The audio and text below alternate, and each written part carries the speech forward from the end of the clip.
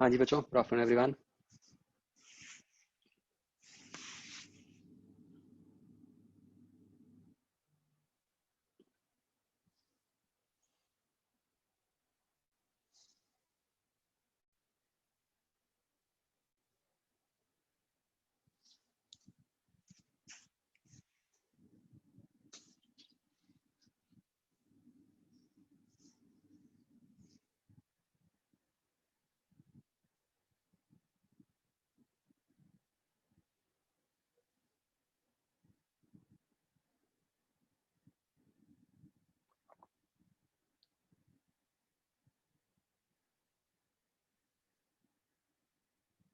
Yes, हाँ तो जो एक मैंने वो चेक किया था, जो वो 0.455 वाला था।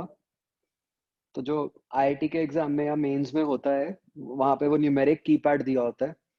तो आप जितनी मर्जी डेसिमल प्लेसेस पुट कर सकते हो वहाँ पे। तो जो मैं पिछली बार कह रहा था कि ऐसी कोई रिस्ट्रिक्शन नहीं है कि आप दो ही डाल पाओ। ठीक है, तो इसलिए फिर 0.455 वालों को मार्क्स नहीं मिले हैं, 0.45 या 0.46 वालों को मार्क्स मिले हैं।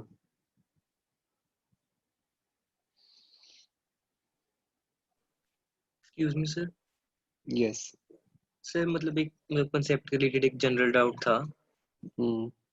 सर जैसे हमने कल पढ़ा कि using galvanometer as voltmeter hmm. Last class में, तो हमने सर पहले मतलब जो G प्लस एस जो सीरीज में वो वाला कॉम्बिनेशन है और जो R वाला कॉम्बिनेशन है, अपर ब्रांच लोअर ब्रांच दोनों पैरेलल में है ना। हम्म। तो हमने ऊपर वाले IG की रीडिंग लेके IG से I निकाला, फिर I जो हमने माना कि अप्रोक्सीमेटली सारा R रेजिस्टर के थ्रू जा रहा था, तो वहां पे V इक्वल टू I लगा के V निकाला, उसमें अप्रोक्सीमेशन भी आई। अगर सर मैं ऐसे करता सिर्फ ऊपर वाली ब्रांच की ही V लिख दूं तो सीधा IG into G plus S आ जाएगा विदाउट एनी अप्रोक्सीमेशन और रिजल्ट भी सेम है। नहीं, बट हमारे को तो IG रीडिंग है, G नोन है, एस नोन है। हमें तो रेजिस्टर के अक्रॉस वोल्टेज चाहिए ना। सिर्फ पैरेलल में है ना, रजिस्टर के अक्रॉस जो वोल्टेज होगी वही ऊपर ब्रांच के अक्रॉस वोल्टेज होगी बट ना। उस केस में जो रेजिस्टर के अक्रॉस करंट जा रहा है वो आई नहीं जा रहा ना, आई माइनस आई जी जा रहा है। लेकिन सर हमने इतना अपने एस लगाया ही इतना बड़ा है कि हमने अप्रोक्सीमेशन तभी लेके तो सोचा है ना कि वो मैक्सिमम तो करंट वो जो तो है। एक ही बात हो गई ना, जो आप कह रहे हो, मतलब वो भी इफेक्टिवली वो उस तरह कह दो या जिस तरह मैंने कहा है, वो तो एक ही बात हुई। लेकिन आप कह सर रहे हो मैं, कि I yes sir, minus I G into R लिख दो, उसको अप्रोक्सीमेटली आई इंटू आर कर दो, एक ही नहीं बात सर, बन गई ना। मुझे उससे फर्क नहीं पड़ रहा कि मैक्सिमम करंट आर में जा रहा है। मुझे ऐसे हो रहा है कि ऊपर आईजी जा रहा है, मतलब ऊपर तो आईजी जा ही रहा है, वो तो एक रीडिंग है गैल्वेनोमीटर की। ऊपर वाली की वोल्टेज जो आएगी वो नीचे वाली की हो जाएगी बस। बट वो चेंज हो गई ना वोल्टेज। आपकी ओरिजिनल पैरेलल वोल्टेज में तो आई कैसे? इंटू आर थी, जो आपको चाहिए थी जब आपने ओके डिवाइस लगाया ही नहीं था। ओके। तो आपको तो वो मेजर करनी है ना। आपको गैल्वेनोमीटर अटैच करने के बाद जो वोल्टेज है वो थोड़ी मेजर करनी है। ओके लेकिन सर गैल्वेनोमीटर अटैच करने के बाद सिर्फ एक ही प्रॉब्लम आती है कि वो सर्किट का रेजिस्टेंस बढ़ा देगा, वो हमने शंट लगा के पहले ही ठीक कर दिया, और नीचे वाली की मतलब वोल्टेज वही ऊपर की वो इक्वल ही है। अप्रोक्सीमेशन है ना। मतलब ऐसा तो नहीं है कि आपने बिल्कुल ऐसा इंश्योर कर दिया कि उसके थ्रू कोई करंट ही नहीं गया। इसके थ्रू सर, अगर ऊपर उसके वाली थ्रू ब्रांच नीचे वाली ब्रांच। गैल्वेनोमीटर के थ्रू यस सर। उसके अंदर कुछ करंट तो जा रहा है ना। यस सर, आईजी जा रहा है। हाँ, अगर उसके अंदर आईजी जा रहा है तो नीचे करंट अपने आप आई माइनस आई जी हो गया। Okay sir. तो वो चेंज तो आ ही गया ना। ओके तो हमें अपना रिजल्टेंट पे I minus I G into R निकालना था, जो हमने हमें तो ideally approximately I G into I G plus into S R निकाला था। निकालना था, ओके जिसको हमने कहा कि वह approximately I minus I G into R ही है, ओके। जिसको हमने I G into G plus S put कर दिया। नहीं सर, मैं वो वाली अप्रोक्सीमेशन की बात कर रहा हूँ जिसमें आपने आर को इग्नोर किया है, आई माइनस आई मैं जी वही वाली कह रहा हूँ कि अप्रोक्सीमेशन। चाहे वैसे कह दो चाहे जैसे आप कह रहे हो वो कह दो, बात एक ही है, ओके मतलब कोई फर्क नहीं है। Okay sir.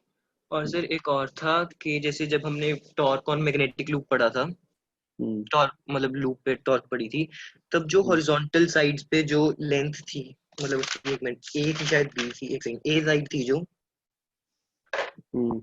उसमें सर आपने जो फोर्सेस की डायरेक्शन थी वो क्रॉस इनटू द प्लेन और dot out of plane show की थी, लेकिन अगर राइट हैंड थंब रूल लगाऊं तो पुश एंड पुल वो उसी प्लेन में आता है।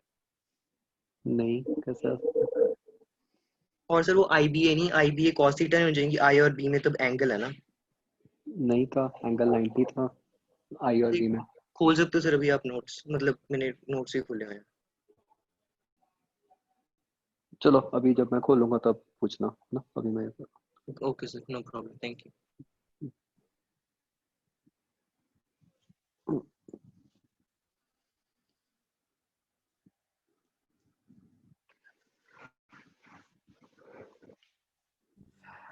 बच्चों क्या होता है, जैसे मैंने आपको पहले भी बताया था, वो जब 5 वाली राउंडिंग ऑफ करते हैं तो उसमें हमेशा एम्बिग्विटी होती है।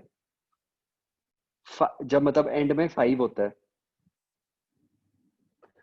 तो इसलिए हमने मतलब दोनों को मार्क्स मिले हैं, मतलब 0.45 और 0.46। अगर बाद वाला डेसिमल प्लेस 5 नहीं होता, कुछ और होता, फिर तो कोई इशू ही ना होता।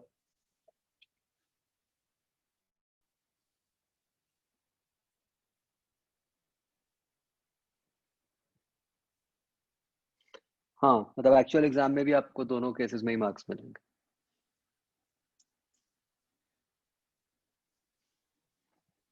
ओके, तो ये बच्चों सबने कर लिया होमवर्क?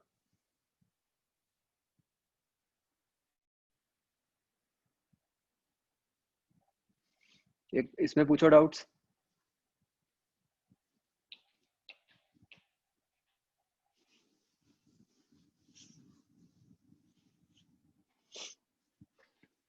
अब बच्चों थर्ड क्वेश्चन में एक छोटी सी कंफ्यूजन ये होती है कि भाई ये कौन सी वाली सेंसिटिविटी की बात हो रही है, करंट सेंसिटिविटी या वोल्टेज सेंसिटिविटी। बट वो ऑप्शंस देख के आइडिया लग रहा है। आप देखो कि जो सारी वैल्यूज हैं एस की वो छोटी हैं, है ना। ये किस केस में होता है, जब आप उसको मीटर में बनाते हो, कन्वर्ट करते हो। तो आप इससे आपको पता चल गया कि ये करंट सेंसिटिविटी की बात हो रही है। तो मतलब अगर करंट सेंसिटिविटी को 50 टाइम्स कम करना है तो मतलब रेंज को 50 टाइम्स बढ़ाना है। तो इसका मतलब क्या हुआ कि जो आपका G प्लस एस है ना, वो 50 होना चाहिए।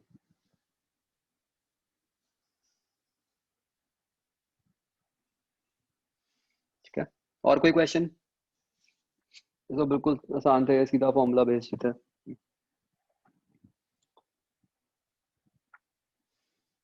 एक्सरसाइज 1।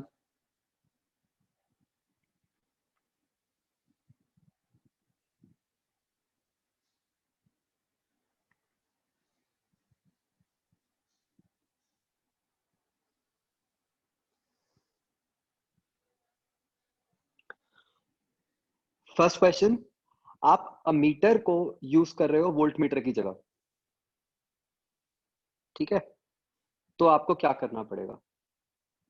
तो हमें पता है कि जो वोल्ट मीटर है वो हाई रेजिस्टेंस डिवाइस है, अमीटर जो है वो लो रेजिस्टेंस डिवाइस है। तो आपने लो रेजिस्टेंस को हाई रेजिस्टेंस में कन्वर्ट करना है, कैसे करोगे?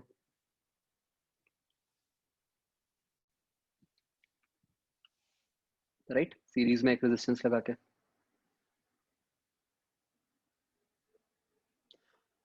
हाँ वो मैंने गलत लिख दिया था बच्चों एक्सरसाइज 0 में। मतलब मैंने G प्लस एस को 50 डाल दिया था, 1 प्लस G बाई एस 50 होगा, है ना, जो अभी मैं क्वेश्चन बता रहा था। हाँ बच्चों, और कोई question? Simi sir, yes. Question number 1 में हमें एमीटर की जगह वोल्ट मीटर लगाने हैं, वोल्ट मीटर की जगह एमीटर लगाना है। वोल्ट मीटर की जगह मीटर।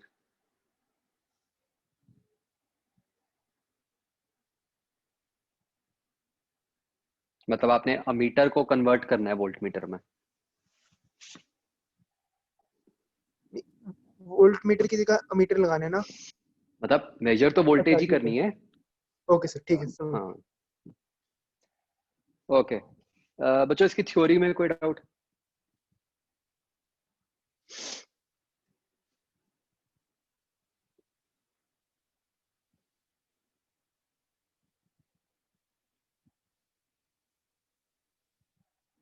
कहाँ से स्टार्ट करूँ मैं रफली,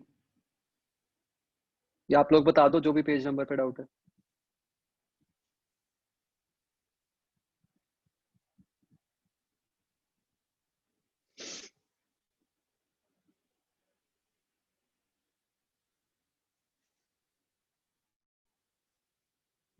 moving coil galvanometer.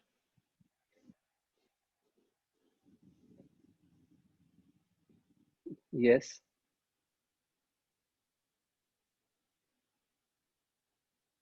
Sir hmm sir वो मैंने मैसेज किया था सर, वो ऊपर आपने वो अपर एंड ऑफ वो लिखा होता है कि जो कॉयल होता है वो अपर एंड ऑफ टॉर्शन हेड से ये टॉर्शन हेड मतलब क्या करता है ये? बेसिकली कुछ नहीं, जहां से वो वायर अटैच्ड होती है, जिस पॉइंट से, जो हमारी वो फॉस्फर ब्रॉन्ज वायर है, Yes. वो जिस पॉइंट से अटैच्ड होती है उसको टॉर्शनल हेड कहते हैं। Okay sir.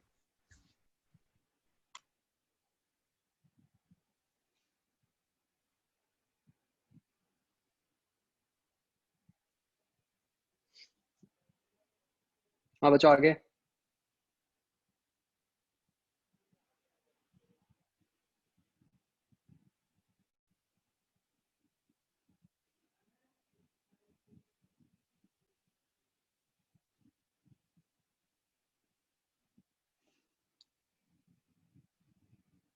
ये एग्जाम्पल 1 का आंसर गलत है बच्चों।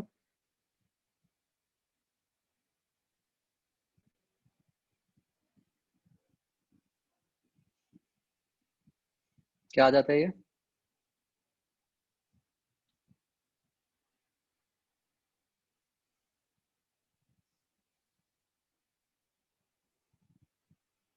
Seven 7.7 Ampere's.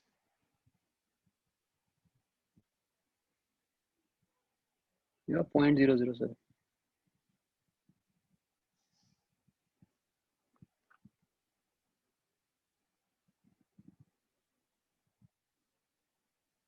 बोलो भाई, क्या आ रहा है?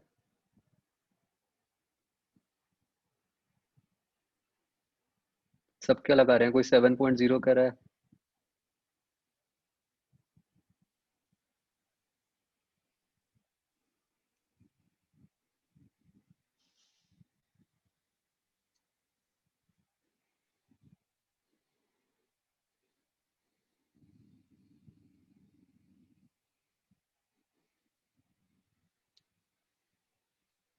हाँ, वही लास्ट स्टेप में ही आंसर क्या 0.007 एम्पेयर आता है करके।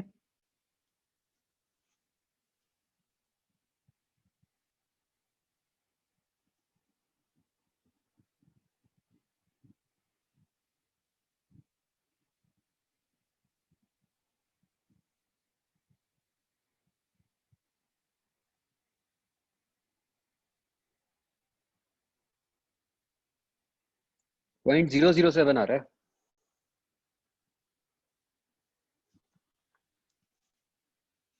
हम्म आगे बचो। एग्जाम्पल 8।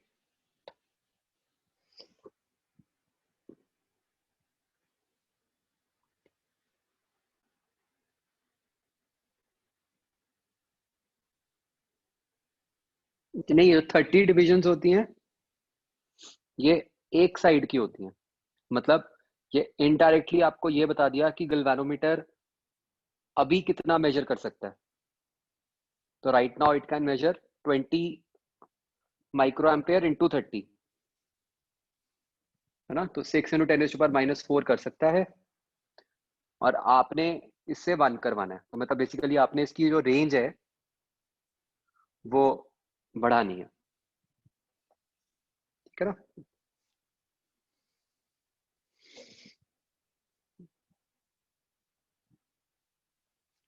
हाँ जी बच्चों, आगे।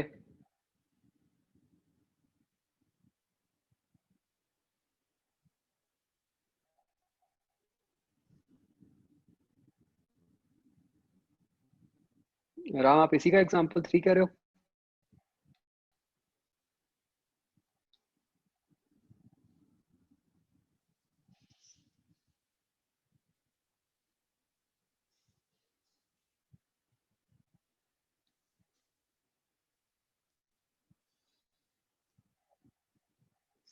हाँ, ऊपर ऐसा आएगा, है ना, जी की जगह।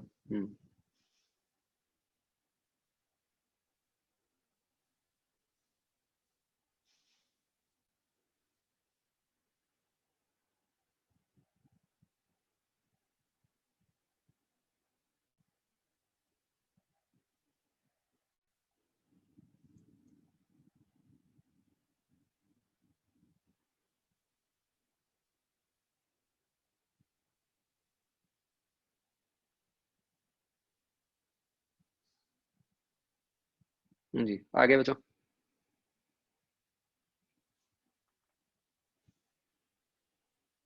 Okay done.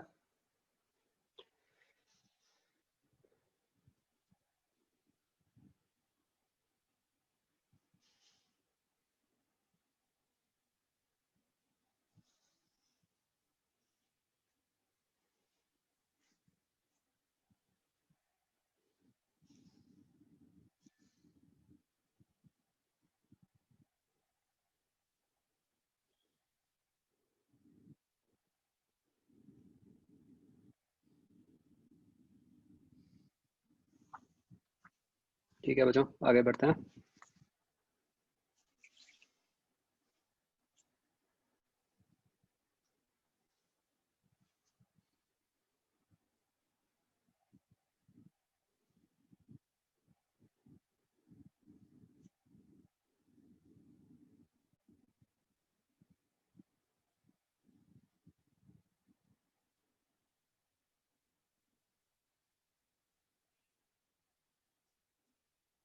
हाँ धीरज क्या कह रहे थे आप?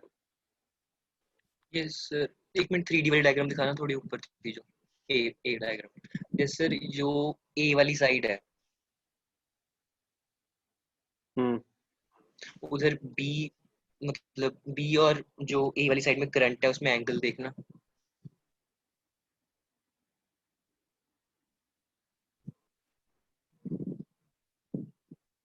डी एल क्रॉस बी वहां पे होगा ना फोर्स।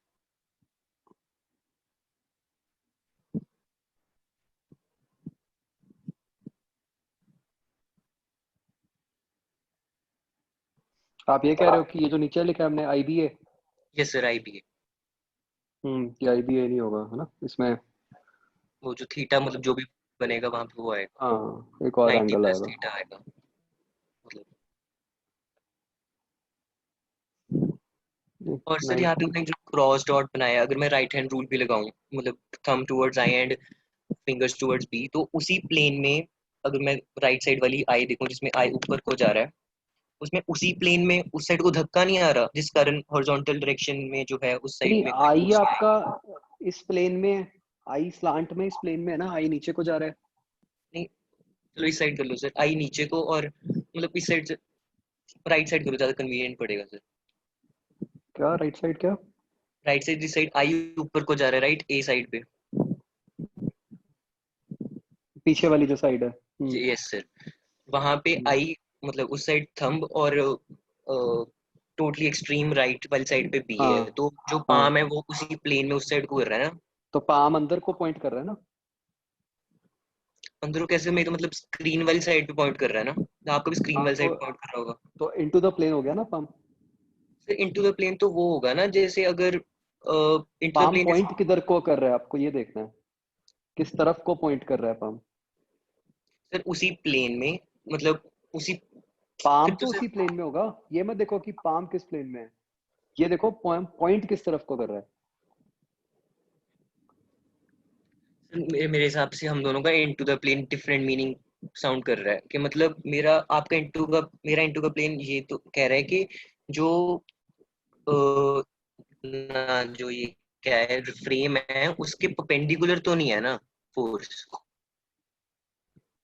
आपका क्रॉस का मतलब वो है, हाँ और मेरा कहने का मतलब ये है कि जो फोर्स आएगा वो फ्रेम, और जो आप फोर्स है। राइट साइड वाला फिगर देख लो, उससे क्लियर हो जाएगा। ये जो फिगर बी है, ओके, आप ये मान लो कि जो पीछे वाली आर्म है वो ये वाली है।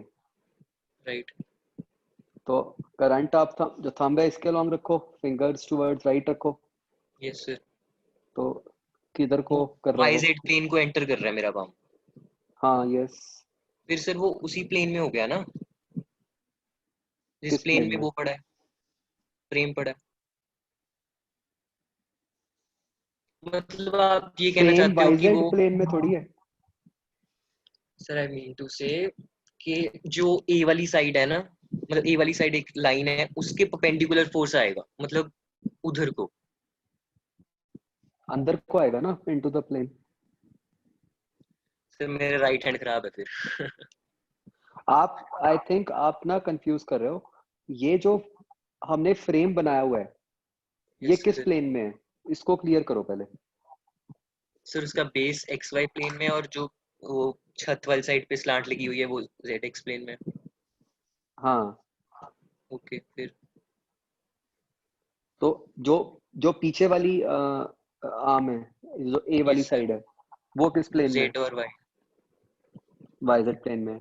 तो इसके ऊपर यस जो फोर्स लग रही है वो मतलब आई कैप जे कैप के कैप में बताओ, जो फोर्स लग रही है वो किस तरफ को लग रही है?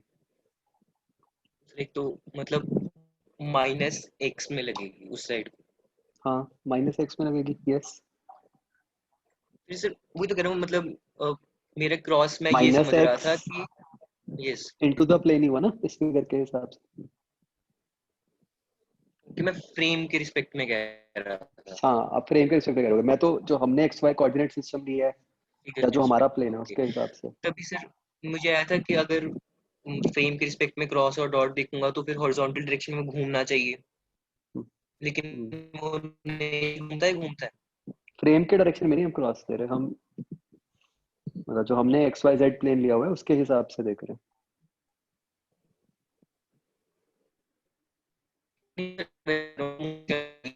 बस वर्टिकल हो जाएगा ना, ऐसे तो नहीं होगा ना कि वो अपना वर्टिकल एक्सिस के अबाउट भी घूमेगा, नहीं होगा ना, वो फोर्सेस कैंसिल करेंगी ना। हाँ हाँ, यस। ओके मतलब क्रॉस और डॉट मैं अर्थ फ्रेम से देखता हूँ फिर ठीक बैठेगा, यस। और cos थीटा तो आएगा वहां पे है ना। यस। थैंक यू बस सर। हम्म। सर ये मॉड्यूल में जो रूल लिखे हुए थे बेकार, जैसे फ्लेमिंग लेफ्ट हैंड रूल, ये सब तो नहीं करना ना हमें? हाँ हाँ, ना ये उसको नहीं करना, ना। आपको कभी डायरेक्ट क्वेश्चन नहीं आएगा ऐसा कि आप मतलब बताओ कि वो रूल क्या है।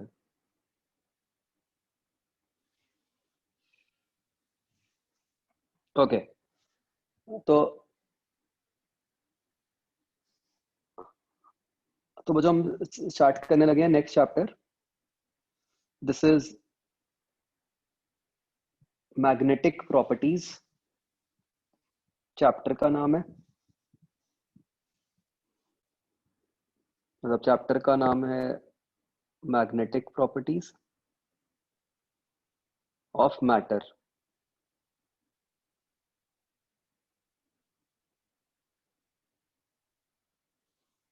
ठीक है, और हम जो इसमें अब ये टॉपिक कर रहे हैं, this topic is bar magnet. तो बच्चों वैसे ये चैप्टर ना पूरे का पूरा रट्टे वाला है, और अच्छी बात ये हुई है कि ये ऑलमोस्ट सारा कट गया।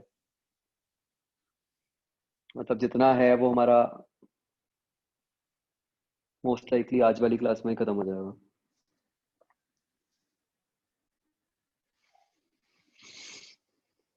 ठीक है, एंड ये पूरा चैप्टर एडवांस में नहीं है, कंप्लीटली नहीं है ये चैप्टर।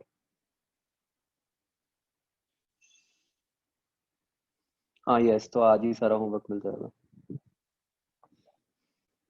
ओके, तो बच्चों इस चैप्टर का सिग्निफिकेंस क्या है कि यस मेंस और बोर्ड्स में है ना, तभी कर रहे हैं, फिर तो करते ही ना अगर उसमें भी ना होता।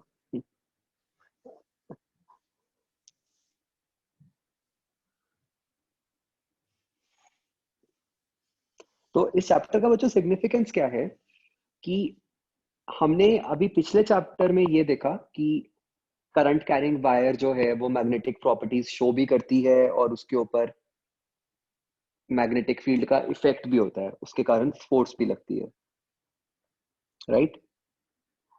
बट हमें ये भी पता है, हमने एक बार बिल्कुल स्टार्टिंग में बात की थी कि there are some materials which naturally show magnetic properties, right.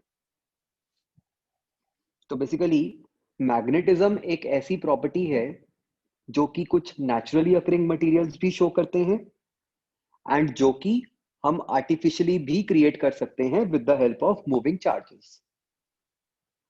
तो पिछले चैप्टर में जो हमने सीखा था that was all magnetic properties created by moving charges. इस चैप्टर में हम थोड़ी बहुत प्रॉपर्टीज पढ़ेंगे जो कि नेचुरली अकरिंग मटेरियल्स की हैं, बहुत ही लिमिटेड है। तो जैसे अभी जो हम करने लगे हैं दिस इज बार मैग्नेट। अब ये जो बार मैग्नेट है बेसिकली क्या है कि ये एक नेचुरली अकरिंग मैग्नेटिक मटेरियल का बना हुआ है, ठीक है। तो दिस इज नथिंग बट आप कह लो कि एक क्यूबॉइडल शेप में है एक, राइट। तो इसकी अब क्या प्रॉपर्टीज हैं जो हमें पता होनी चाहिए। देखो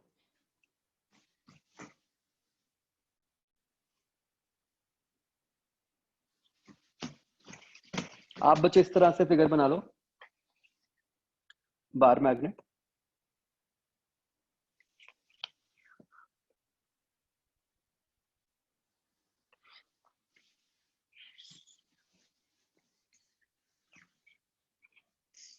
तो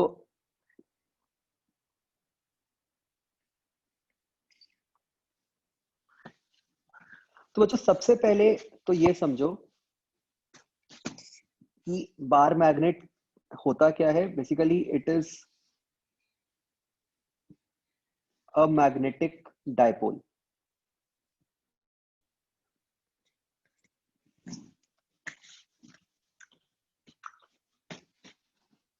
ठीक है, जस्ट लाइक हमारे पास इलेक्ट्रिक डायपोल होता था made up of two charges positive and negative, ऐसे ही ये एक मैग्नेटिक डायपोल है। मैग्नेटिक डायपोल हमने पिछले चैप्टर में भी पढ़ा था जब हमने कहा था कि एक करंट कैरिंग लूप होता है डायपोल।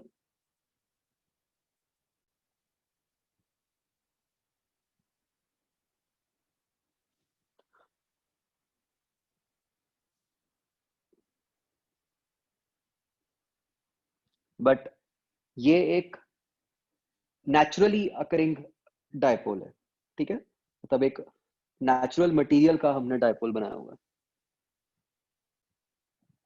हाँ स्क्रीन गई, एक सेकंड आ रही है वापस।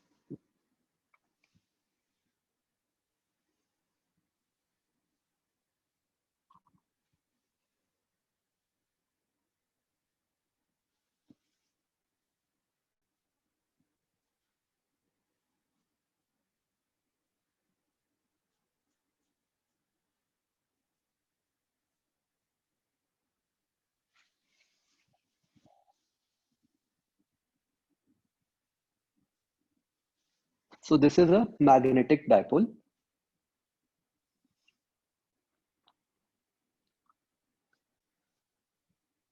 So जैसे हम कहते थे कि इलेक्ट्रोस्टैटिक डायपोल में जो फील्ड होती थी वो, इलेक्ट्रोस्टैटिक डायपोल कैसे बनता था? Made up of two charges positive and negative. This is made up of two poles.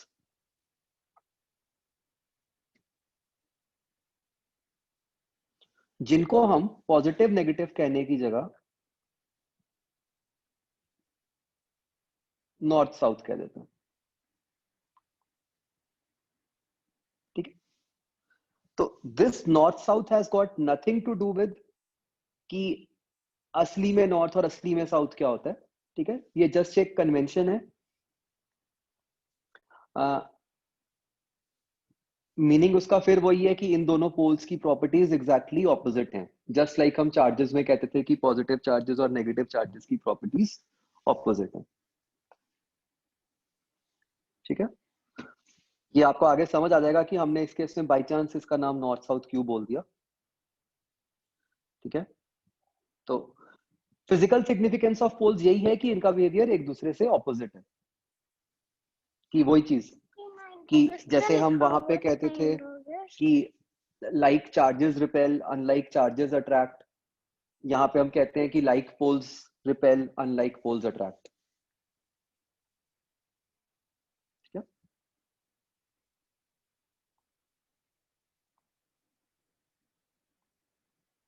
तो like poles repel unlike poles attract.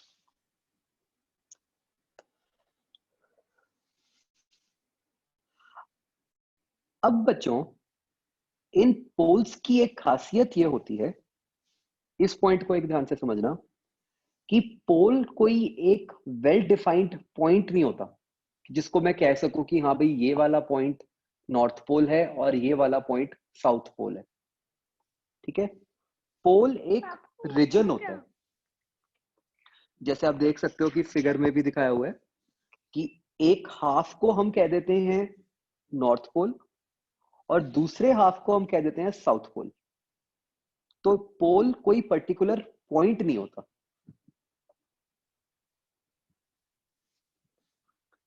ठीक है। जैसे चार्ज तो हम सीधा समझ सकते हैं ना कि एक जगह पे चार्ज रखा हुआ है, पोल के केस में ऐसा नहीं है।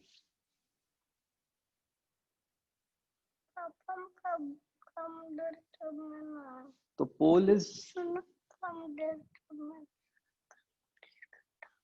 नॉट एनी पर्टिकुलर पॉइंट,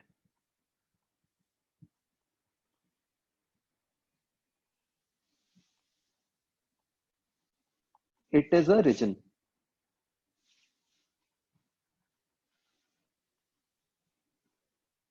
ठीक है। एंड आप कभी भी, एक और जो सबसे इंपॉर्टेंट पॉइंट है, आप पोल्स को आइसोलेट नहीं कर सकते।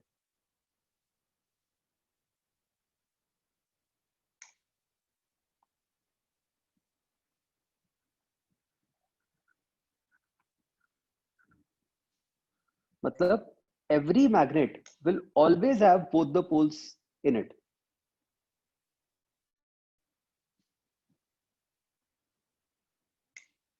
जैसे चार्जेस तो हमें पता है ना कि सेपरेट हैं, पॉजिटिव चार्जेस नेगेटिव चार्जेस।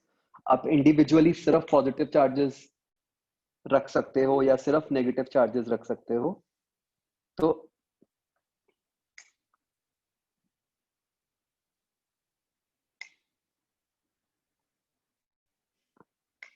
लेकिन मैग्नेट में हमेशा ही दोनों पोल्स होंगे,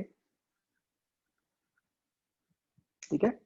अगर हम ये मतलब there are no reasons for this, मतलब दिस इज ऑल मतलब एक्सपेरिमेंटली देखा गया है ना। तो इनफैक्ट अगर हम ये भी सोचें कि जैसे ये जो बार मैग्नेट है, अगर हम ये भी सोचेंगे कि हम मान लो इसको बीच में से काट दें, जैसे बच्चों ये लेफ्ट साइड वाला जो फिगर है इसको देखो, अगर मैं ऐसा भी सोचूंगा ना कि मैंने इसको यहां से ऐसे काट दिया, तो ऐसा नहीं है कि अब कोई आपके पास ये सिर्फ साउथ और सिर्फ नॉर्थ अलग हो गया। तो आपके पास ऐसे दो मैग्नेट्स बन जाएंगे और दोनों में फिर से अपने आप नॉर्थ साउथ पोल्स बन जाएंगे, ठीक है। मतलब आप जितना मर्जी छोटा भी करते जाओ, तो हर छोटे से छोटा भी जो पीस बनेगा उसके अंदर भी दो पोल्स होंगे।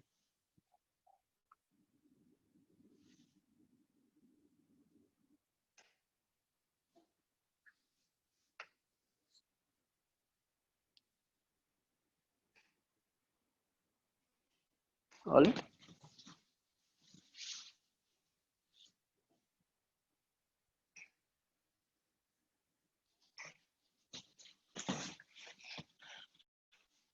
हाँ, तो आप ये कह सकते हो कि वो दोनों रीजन्स इक्वली डिवाइड हो जाएंगे। मतलब जो भी पीस है उसका आधा रीजन नॉर्थ पोल की तरह डिवाइड बिहेव करेगा और आधा रीजन साउथ पोल की तरह बिहेव करेगा।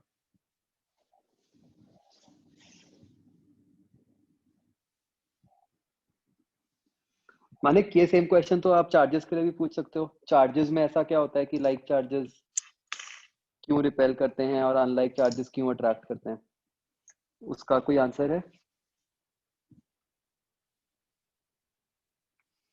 ये सब फंडामेंटल है ना, इसका कोई रीजन नहीं है। मतलब ये सिर्फ ऑब्जर्व किया हमने सारी चीजें।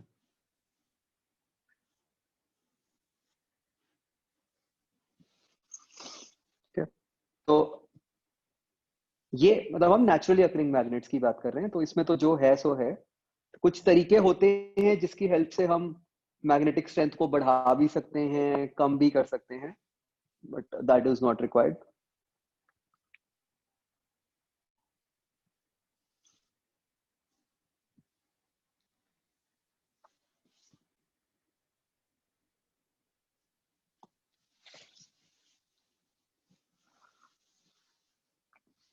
ठीक है जी। तो अब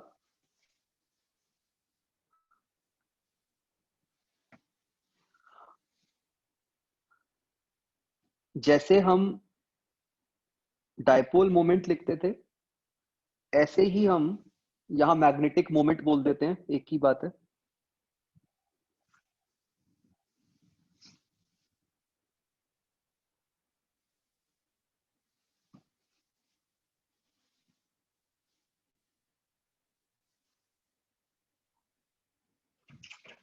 तो let's see how we can write the magnetic moment of bar magnet. Concept वही है चार्जेस वाला।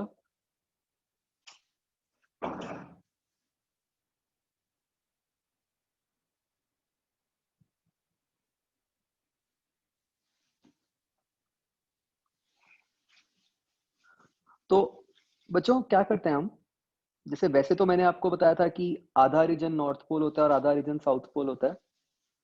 हम उसका भी एक इफेक्टिव पॉइंट निकाल लेते हैं। वो कैसे निकालते हैं, that is beyond our scope. हम एक पर्टिकुलर पॉइंट ले लेते हैं जिसपे हम मान लेते हैं कि this is effective north pole. ठीक है, असली में नहीं होता, सिर्फ for the sake of calculation हम निकाल लेते हैं।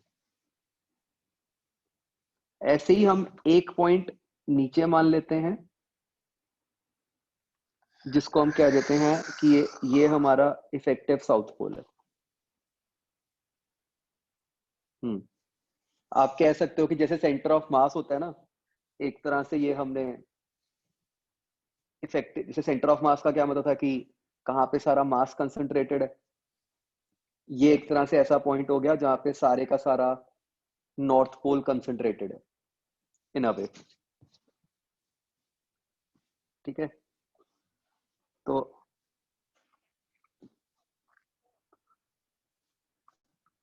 लेट्स से इन दोनों पॉइंट्स के बीच में डिस्टेंस है 2L।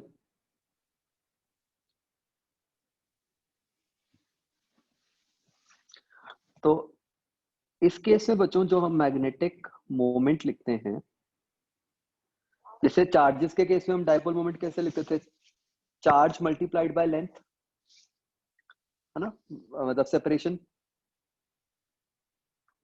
यहां पे हम लिखते हैं,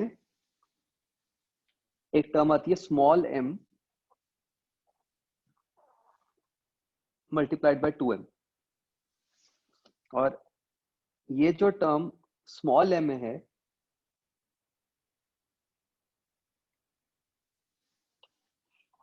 इसको हम कहते हैं पोल स्ट्रेंथ।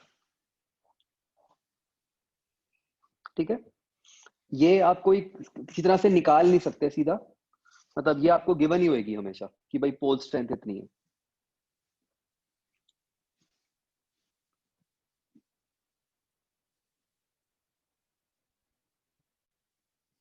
तो हम ऐसा बोल देते हैं सिर्फ, मतलब for the sake of calculation हम ऐसा मान लेते हैं कि भाई एक तरह से जी कि यहाँ पे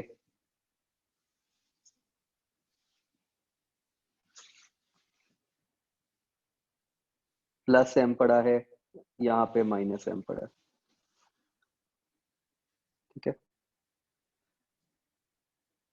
yes, these are imaginary points.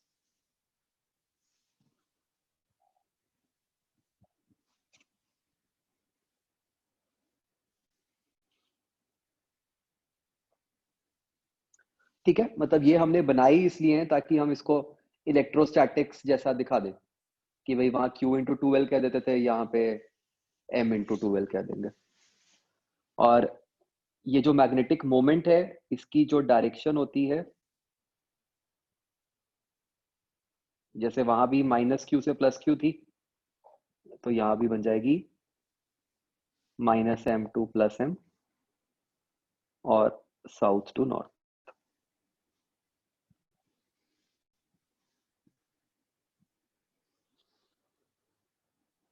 नहीं, ये ब्रेक करने पे चेंज हो जाएगा, ये इस पर्टिकुलर लेंथ के लिए ही है। जो अगर हम इसको आधा काट देंगे तो फिर वो नया बन जाएगा कुछ।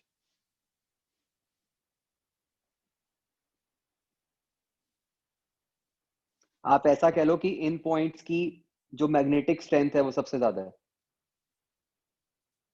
Yes, you will be given M and 2L, है ना?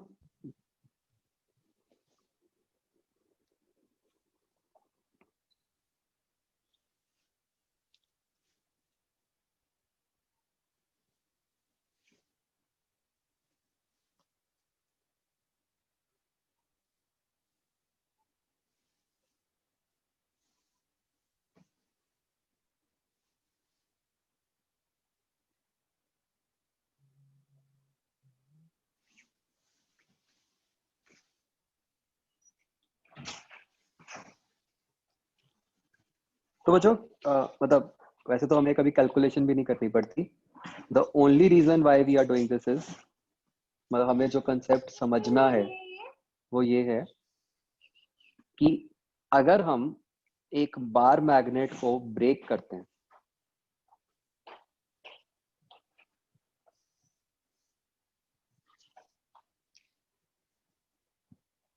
रादर ब्रेक नहीं, कट कहते हैं,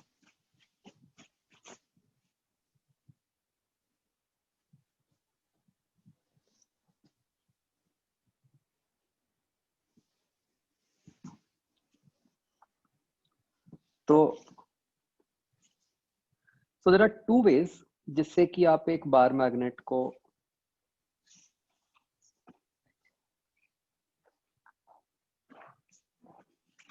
कट कर सकते हो।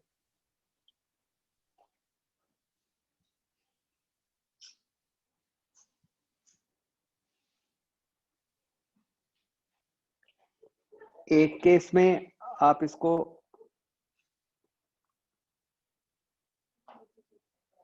ऐसे कट कर सकते हो परपेंडिकुलरली, और एक केस में आप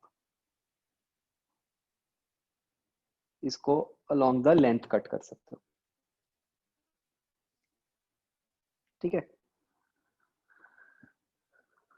तो बच्चों क्या होता है कि जैसे जो फर्स्ट वाला केस है, इस केस में जो हाफ पीस बनेगा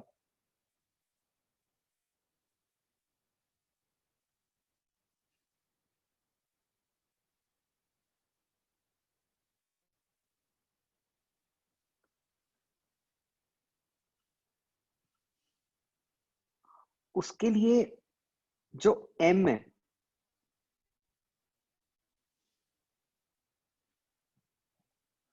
वो तो सेम रहता है, मतलब उसकी पोल स्ट्रेंथ तो सेम रहेगी। जो हाफ पीस के अंदर भी दो पोल्स बन गए, उनकी पोल स्ट्रेंथ तो सेम रहेगी, लेकिन आप ये देख सकते हो कि जो पोल्स के बीच में सेपरेशन है, जो कि पहले 12 थी, वो अब हाफ हो जाएगी।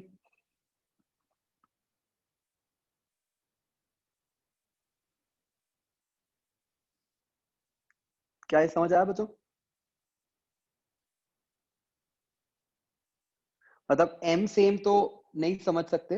I am talking about the first case, जो लेफ्ट साइड वाला केस है। M सेम ही क्यों रहा हम नहीं बता सकते, वो मान लो कि मैं कह रहा हूं कि हाँ ऐसा है, बट लेंथ हाफ हो रही है, ये तो क्लियर हो ही रहा है ना कि जो जो एक आधा पीस बन गया उसमें जो पोल्स के बीच में सेपरेशन होगी वो आधी होगी कंपेयर टू जो बड़े वाला पीस है।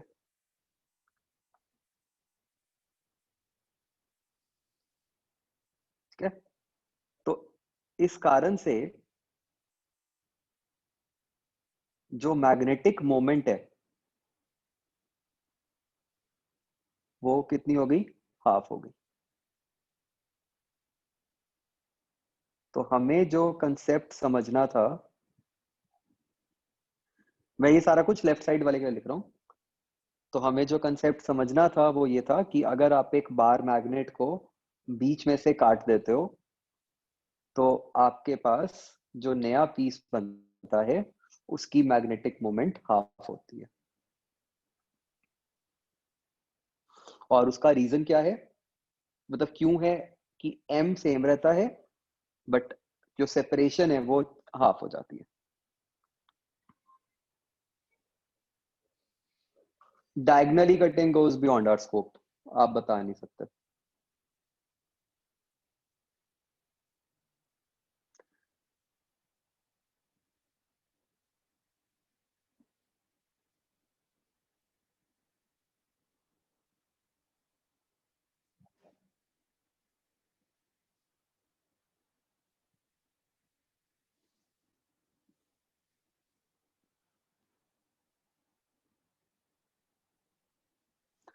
तो आप बच्चों एक कैसे भी काट लो, मतलब आधा करना है, लेंथ वाइज आधा करना है, ठीक है ना।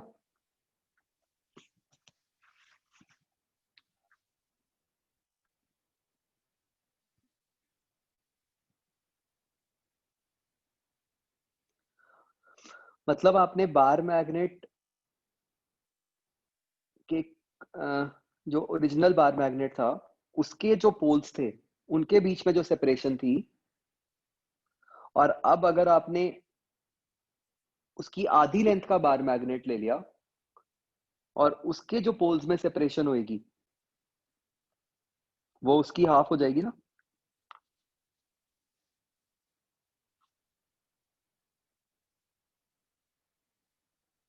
अभी जो राइट साइड वाला केस है,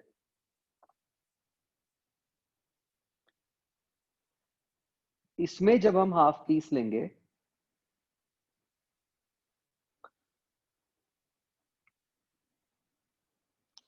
तो मुझे बताओ कि क्या इस केस में लेंथ पे फर्क पड़ेगा।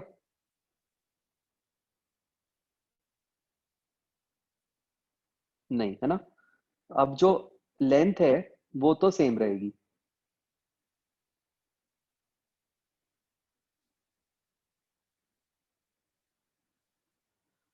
बट क्योंकि आपने मैग्नेट को बीच में से ही काट दिया, ठीक है ना, तो अब जो हर पीस की पोल स्ट्रेंथ है वो हाफ हो जाती है।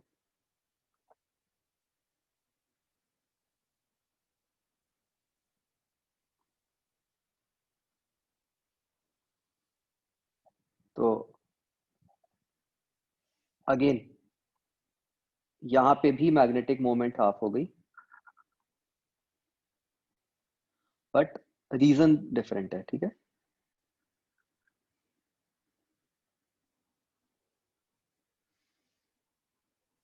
तो मतलब बस आपको ये क्लियर होना चाहिए कि कब पोल स्ट्रेंथ चेंज करती है और कब सेपरेशन चेंज करती है।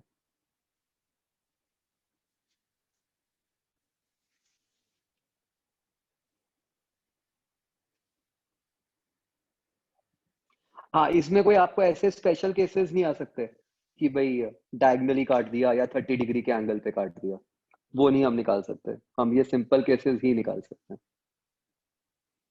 हाँ शोभित बोलो। सर जो पहला केस है उसमें अगर जब हमने कट किया तो अगर जो साउथ वाला जो ऊपर वाला पीस होगा उसमें साउथ पोल अगर बिल्कुल एंड पे बने तो ये 12 हाफ हो पाएगा। नहीं, 12 तो पहले भी जो दोनों पोल्स थे उनके बीच का ही बीच का डिस्टेंस है।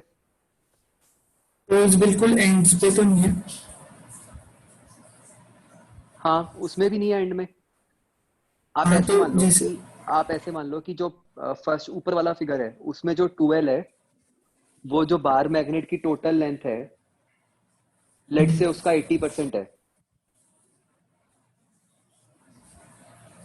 मतलब 12 टोटल लेंथ तो नहीं है ना बार मैग्नेट की, उससे तो कम ही है। Yes sir. हाँ जी। तो वो उसका कुछ एक फैक्टर मान लेते हैं हम सर कि जो भाई जो नॉर्थ पोल 12 है। कुछ रेशो होगी ना कि 12 लेंथ जो है वो टोटल लेंथ का 80% है, लेट से। ये फिक्स होगी रेशो। हाँ, तो तो अब आपने जो छोटा पीस लिया ओके उसमें भी सर। वही रेशो बन गई फिर से, जी ठीक है। इसलिए वो आ जाता है।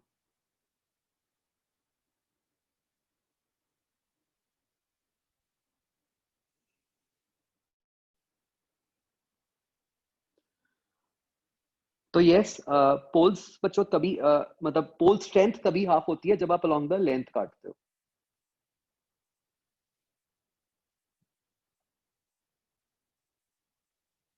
हाँ, अच्छा अच्छा, आई अंडरस्टूड, आई अंडरस्टूड। क्या कंफ्यूजन हुई? कंफ्यूजन शायद ये हुई कि जब आपने इसको बीच में से काटा। ओके, मैं समझ गया बच्चों। देखो मैं इसको और क्लियर कर देता हूँ। देखो, मान लो अभी जो बड़े वाला पीस था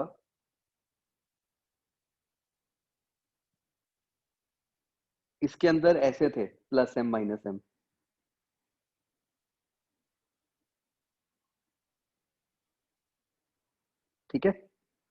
तो अब जो छोटा पीस होगा ना, तो ऐसा नहीं है कि जो छोटा पीस है उसके अंदर वो m वहीं पे रहेगा।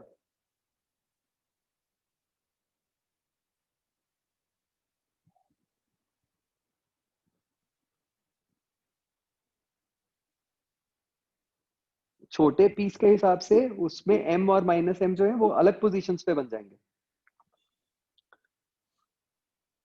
सच दैट उनके बीच में जो सेपरेशन है वो L आ जाए। ठीक है,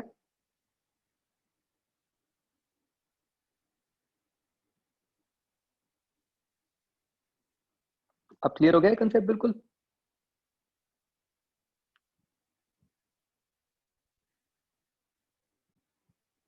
यस अगर आप जैसे मैंने तो एक कट लगाया, 2 पीसेस कर दिए लेंथ वाइज। अगर आप लेंथ वाइज 2 पीसेस की जगह 3 पीसेस कर दो, मतलब आपने 2 कट्स लगा दिए एट इक्वल इंटरवल्स, तो क्या हो जाएगा बच्चों बताओ?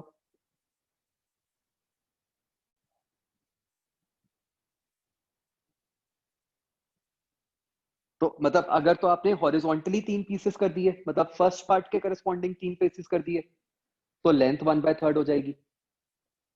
और अगर आपने वर्टिकली 3 पीसेस कर दिए सेकंड पार्ट के करस्पॉन्डिंग, तो वो जो m है वो m 1/3 हो जाएगा, राइट?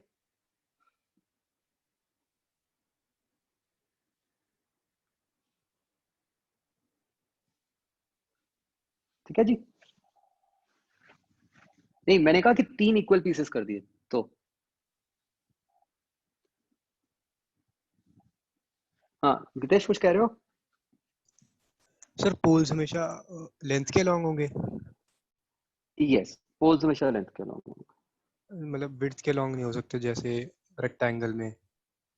ना मतलब हम सर इसीलिए हम पढ़ भी सिर्फ बार मैग्नेट ही रहे हैं, हम अगर और किसी केस में पोल्स के बारे में बात नहीं कर सकते। स्क्वायर मैग्नेट एग्जिस्ट नहीं कर सकता सर फिर?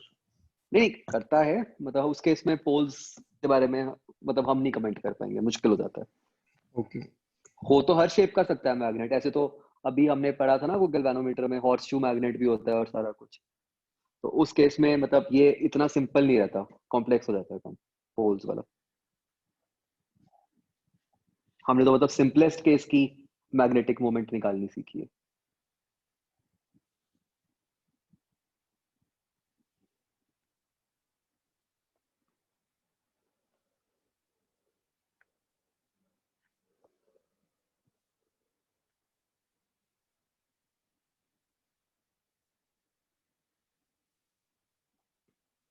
तो बच्चों ये बात हमने पहले भी की थी, फिर एक बार लिख लेते हैं कि व्हाट विल बी द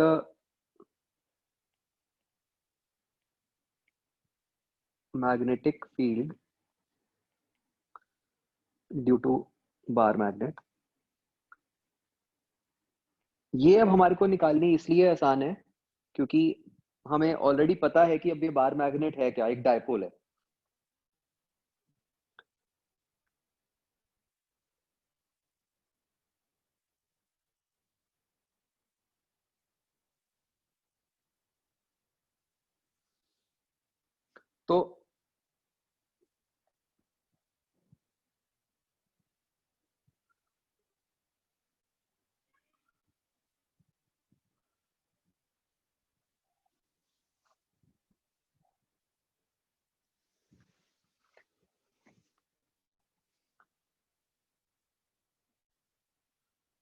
तो ये उसके नॉर्थ साउथ पोल्स हो गए। ठीक है, तो अब अगर तो मैं कोई पॉइंट लूं यहाँ पे, ये कौन सी पोजीशन हो गई? इक्वेटोरियल, है ना? ये इक्वेटोरियल पोजीशन हो गई डायपोल की। तो यहाँ पे बताओ मुझे मैग्नेटिक फील्ड क्या होनी चाहिए?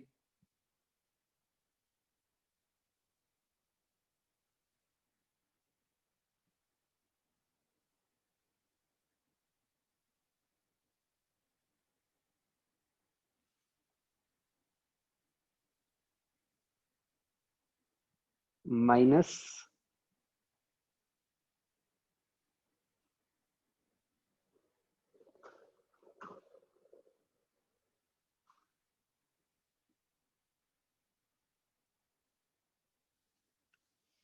ठीक है, मैंने डायरेक्टली इलेक्ट्रोस्टैट्स वाला रिजल्ट चुरा लिया क्योंकि मुझे पता है कि वो बिहेवियर सेम होगा।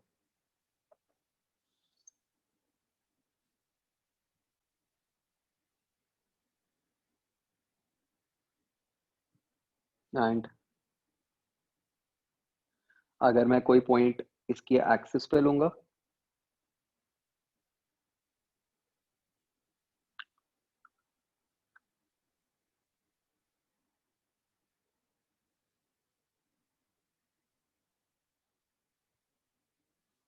तो एक्सिस के ऊपर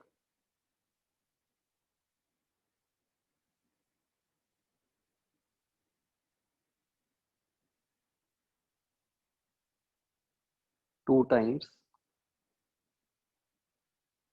mu naught by 4 pi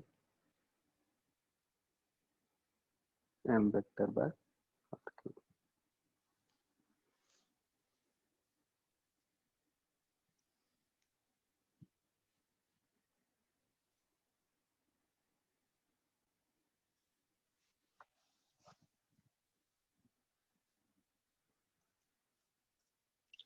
are distance को जो हम सेंटर से लेते हैं,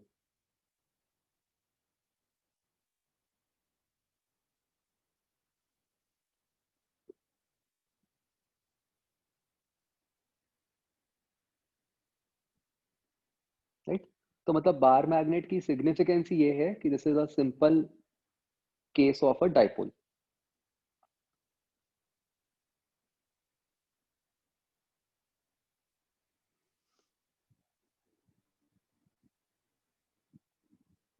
तो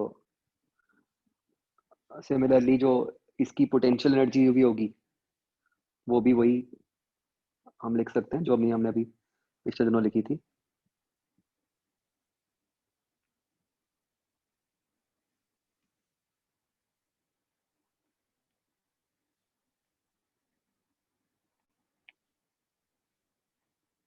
minus M dot B. Please remember ये बी कौन सा है? एक्सटर्नल, खुद का बी नहीं।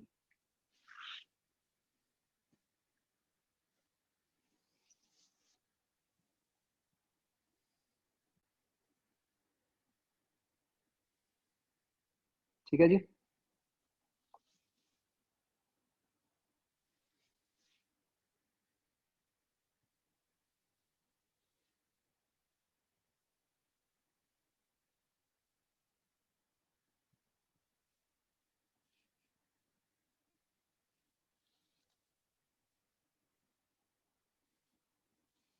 ओके, तो अब बच्चों जैसे हम इलेक्ट्रोस्टैट्स में बात करते थे इलेक्ट्रिक फील्ड लाइंस, राइट? तो ऐसे ही हम इस चैप्टर में बात करते हैं मैग्नेटिक फील्ड लाइंस। ठीक है, पर्पस उनका बिल्कुल वही होगा जो हम इलेक्ट्रोस्टैट्स में कहते थे। भाई इलेक्ट्रोस्टैट्स में इलेक्ट्रिक फील्ड लाइंस क्या करती थी? हमारे को इलेक्ट्रिक फील्ड के मैग्नीट्यूड और डायरेक्शन का आइडिया देती थी। ऐसे ही मैग्नेटिक फील्ड लाइंस क्या करेंगी? हमारे को मैग्नेटिक फील्ड के मैग्नीट्यूड और डायरेक्शन का आइडिया देंगी। ठीक है, तो हम किसी भी अरेंजमेंट या किसी भी कॉन्फ़िगरेशन के लिए मैग्नेटिक फील्ड लाइंस ड्रॉ कर सकते हैं। तो मैग्नेटिक फील्ड लाइंस अब ड्रॉ करने का क्या तरीका होगा बच्चों? किसी भी अरेंजमेंट के लिए, वैसे हमें किसी और के लिए नहीं करनी पड़ेगी। अगर हम कुछ जैसे हम बार मैग्नेट के लिए बात करें, ठीक है, तो हम क्या करते हैं, उस बार मैग्नेट की अलग अलग पोजीशंस पर कंपास रख के देखते जाएंगे, मैग्नेटिक कंपास।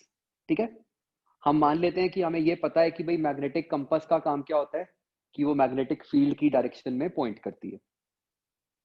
ठीक है, तो जब हम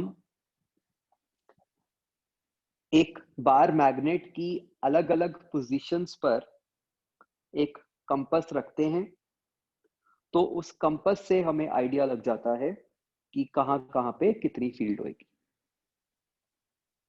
ठीक है, तो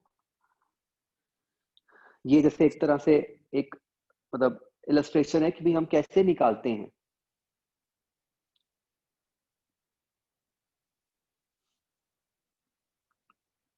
ओके, तो अलग अलग पॉइंट्स पे कंपास रख के हम एक बार मैग्नेट की फील्ड लाइंस निकाल लेते हैं, और वो फील्ड लाइंस जो हैं हम देख सकते हैं कि कुछ इस तरीके की बन जाएंगी।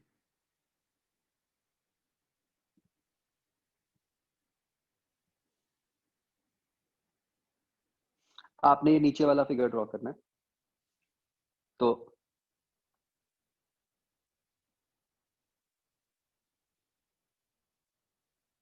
ठीक है, ऊपर वाला फिगर तो बस समझाने के लिए था आपको कि क्या कर रहे हैं हम।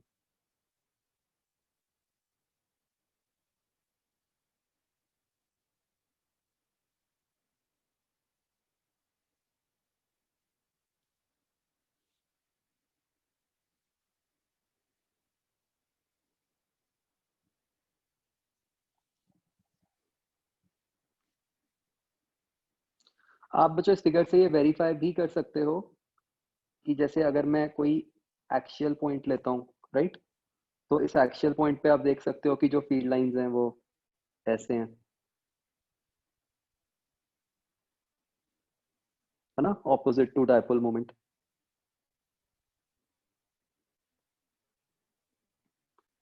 सॉरी, इक्वेटोरियल पे है ना, और एक्सियल पे अगर मैं कोई भी पॉइंट ले रहा हूँ तो यहाँ पे जो फील्ड लाइंस हैं these are along the dipole moment.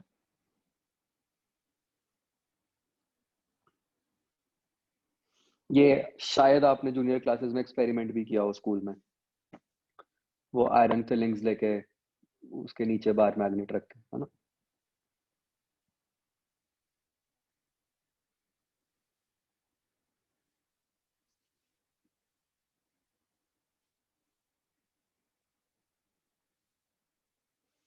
तो ये फील्ड लाइंस ड्रॉ करके हम फील्ड लाइंस की एक्सप्लिसिटली प्रॉपर्टीज भी लिख लेंगे क्या होती हैं, जस्ट लाइक हमने इलेक्ट्रिक फील्ड लाइंस की प्रॉपर्टीज लिखी थी।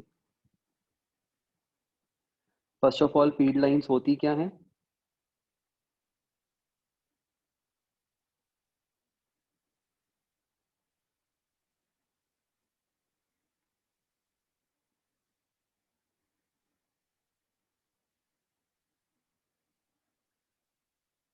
Are imaginary lines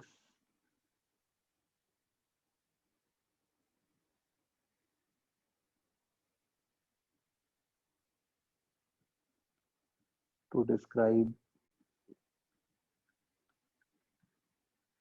magnitude and direction of magnetic field.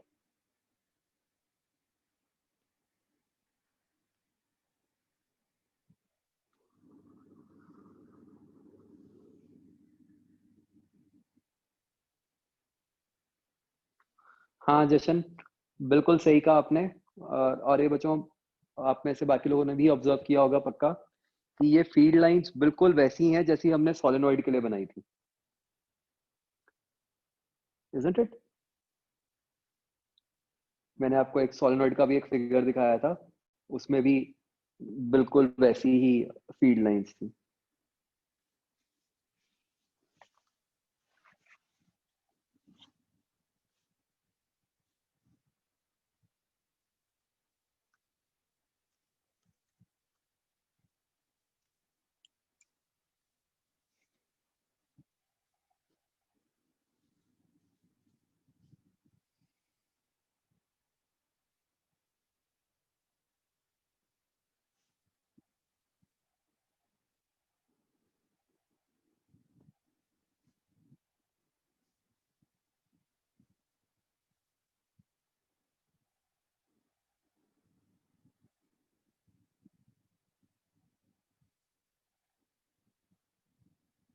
Excuse me, sir. Yes, sir magnetic force conservative होती है ना? No, magnetic force is not conservative, इसीलिए हमने we never studied anything like magnetic potential, isn't it? हमने इलेक्ट्रोस्टैट्स में तो पढ़ा था ना इलेक्ट्रिक पोटेंशियल, मैग्नेटिज्म चैप्टर में तो कहीं आया ही नहीं पोटेंशियल।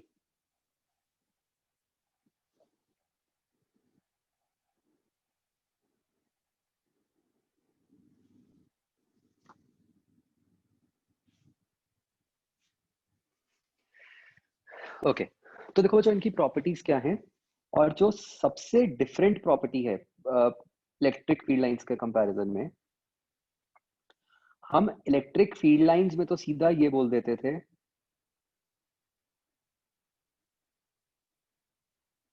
कि भाई they originate from positive charges and they end at negative charges, right. और हम कहते थे कि वहां पे क्लोज लूप्स नहीं बनते, राइट। यहां पे क्लोज लूप्स बनते हैं। तो ये सबसे बड़ा डिफरेंस है और सबसे इंपॉर्टेंट कि magnetic field lines will always form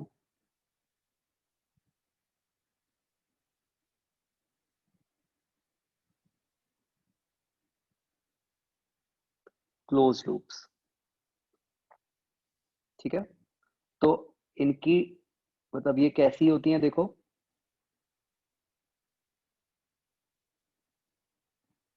how do they travel?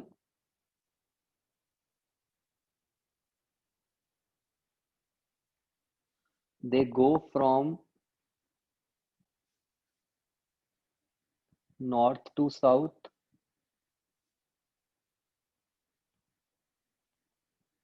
outside the magnet, right, and they go from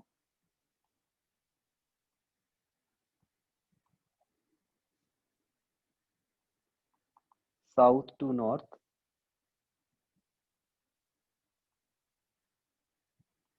inside the magnet, ठीक है। These properties are for all cases, ठीक है। ये कोई ऐसा नहीं कि बार मैग्नेट के लिए है, ये तो हर केस के लिए है।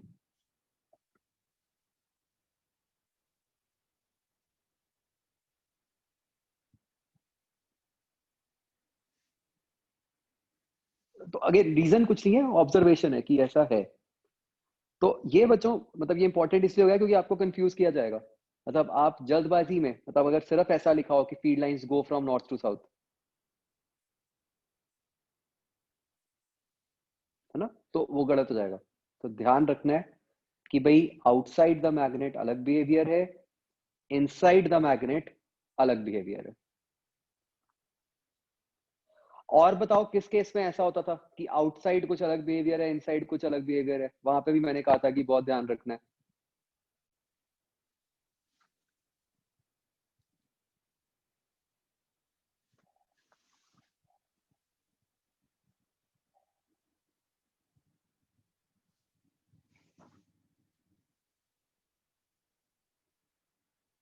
ये क्या लिखे जा रहे हो, टोरॉइड, सोलेनॉइड, बैटरी या सेल? याद करो, वहां भी यही था ना कि जो करंट है it goes from high potential to low potential outside the cell, low to high inside the cell. वहां भी उल्टा था, आउटसाइड इनसाइड। ऐसे ही यहाँ पे, तो ये बहुत ध्यान रखना है फील्ड लाइंस के केस में। North to south outside the magnet, south to north inside the magnet,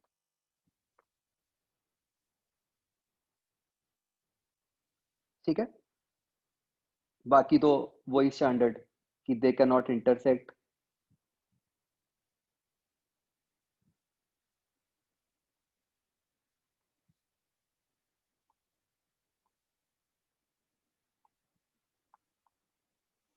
and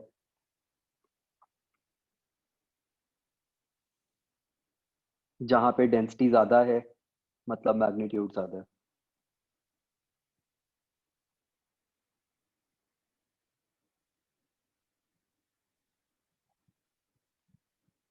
तो क्राउडेड फील्ड लाइंस का मतलब है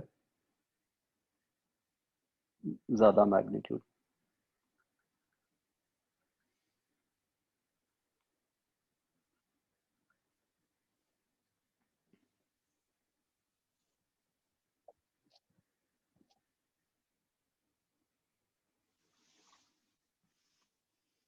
तो बच्चों रीजन फॉर नॉट इंटरसेक्टिंग क्या होगा?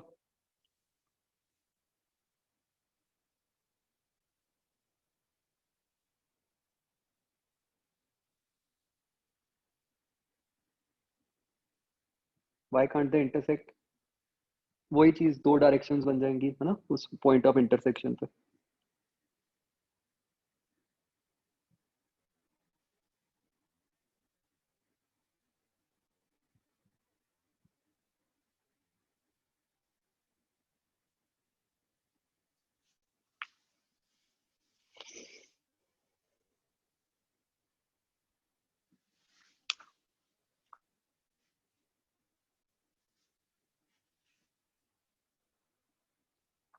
ओके, ये प्रॉपर्टी सबको क्लियर हो गई बच्चों?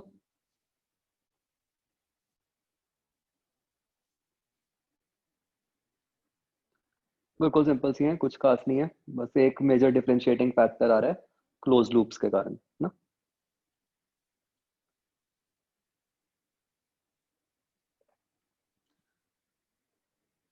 तो अब बच्चों जैसे अभी हमने बात की थी सोलेनॉइड वाली, हमें यही समझना होता है कि भाई अगर हम एक बार मैग्नेट की फील्ड लाइंस ड्रॉ करें और हम एक सोलेनॉइड की फील्ड लाइंस अगर ड्रॉ करें तो वो बिल्कुल सिमिलर होती हैं।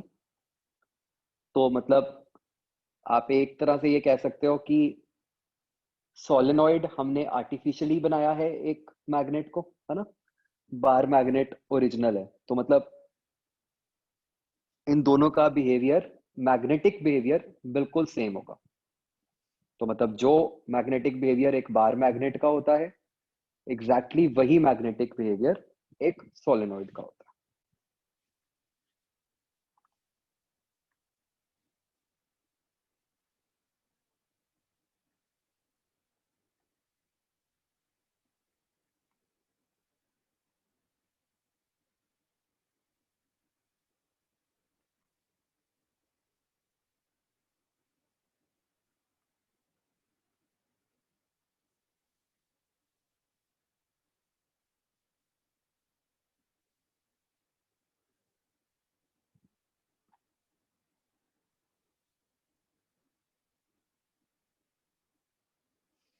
ठीक है, तो ये आपको ना आपके बोर्ड्स में एक टॉपिक है कि बार मैग्नेट एज सोलेनॉइड, मतलब आपको ये क्वेश्चन आ जाता है कि explain how a bar magnet behaves like a solenoid.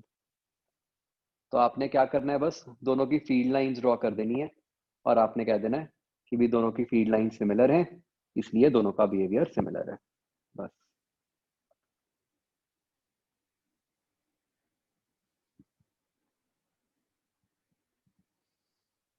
Okay, तो जो मेरे पास एक डाउट आया कि अगर बिहेवियर सिमिलर है तो फिर हमने मैग्नेट्स बनाए ही क्यों? तो मतलब इट्स नॉट कि हमने बनाए, मतलब मैग्नेट्स नेचुरली अकरिंग है, ठीक है। तो ये तो बाद में जाके हमें पता चला कि करंट कैरिंग वायर्स भी मैग्नेटिक बिहेवियर शो करती हैं, एंड और बाद में जाके पता चला कि उनका बिहेवियर और नेचुरली अकरिंग मैग्नेट्स का बिहेवियर भी सेम होता है। मतलब कि आप दोनों का बिहेवियर बिल्कुल सिमिलर कह सकते हो। और एक ही बात है, जैसे मर्जी कह दो, आप bar magnet behaves like solenoid कह दो, solenoid behaves like bar magnet कह दो, एक ही बात है। ये तो वही बात है कि पहले अंडा या पहले मुर्गी, राइट?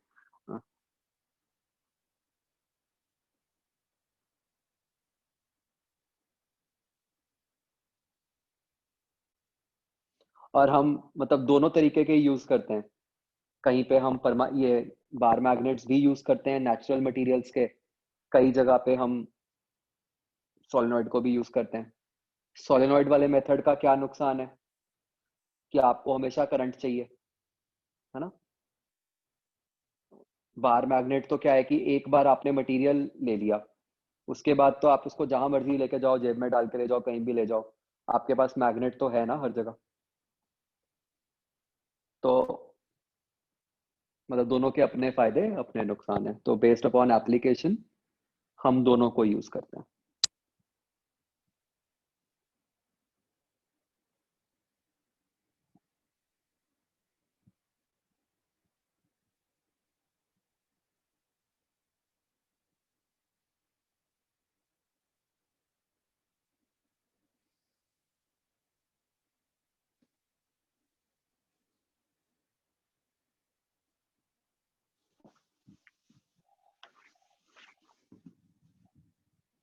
तो हाँ बच्चों, एक ये डिफरेंस है, आप ना मतलब ऑल्दो हमने सारी सिमिलैरिटीज की बात कर ली, बट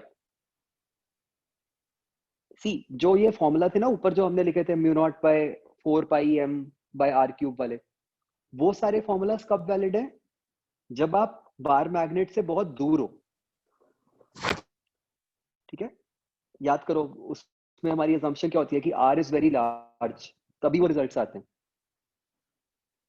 तो सोलेनॉइड के केस में हमने अलग से ये भी निकाला हुआ है कि सोलेनॉइड के अंदर कितनी फील्ड होती है, जो कि म्यू नॉट ni होती है।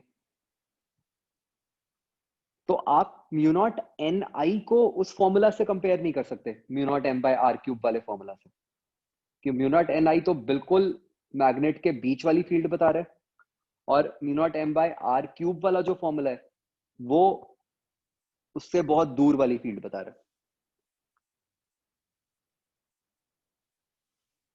हाँ स्पर्श। सर हम्म, तो जैसे हमने पढ़ा था कि सोलेनॉइड के अंदर फील्ड यूनिफॉर्म है सर, तो क्या बार बीच मैग्नेट वाला के अंदर? रीजन में। हाँ हाँ, तो बार मैग्नेट में भी ये प्रॉपर्टीज होती हैं? हाँ हाँ, तो आप बच्चों देख सकते हो ना कि जैसे हम बार मैग्नेट का ये तो बीच वाला रीजन लें,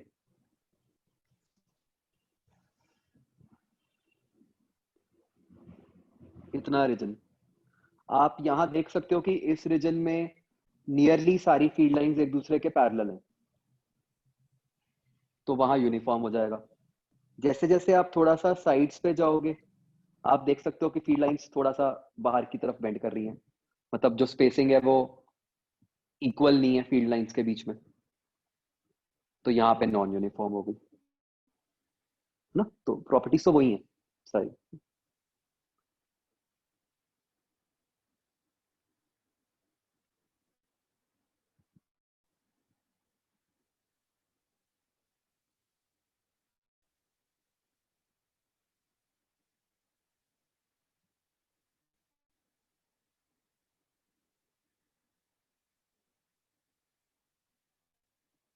ओके, समझ आ गया बच्चों सबको? ओके, नेक्स्ट टॉपिक जो है बच्चों इस चैप्टर का, उसमें हम ये बात करते हैं कि अर्थ की मैग्नेटिक फील्ड किस तरीके की होती है। So from various experiences and experiments हमें ये पता है कि अर्थ के आसपास भी एक मैग्नेटिक फील्ड है। बताओ मुझे कुछ आप मतलब कोई एग्जांपल्स बताओ जिससे हमें पता चलता है कि अर्थ के आसपास एक मैग्नेटिक फील्ड है।